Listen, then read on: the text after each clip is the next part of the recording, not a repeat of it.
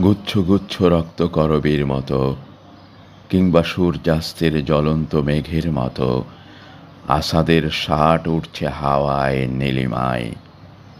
মন তার ভাইয়ের অম্লান ষাটে দিয়েছে লাগিয়ে, নক্ষত্রের মতো কিছু বোতাম কখনো হৃদয়ের সোনালি তন্তুর সূক্ষ্মতায়। বর্ষীয়সী জননী সে ষাট উঠোনে রৌদ্রে দিয়েছেন মেলে কতদিন স্নেহের বিন্যাসে।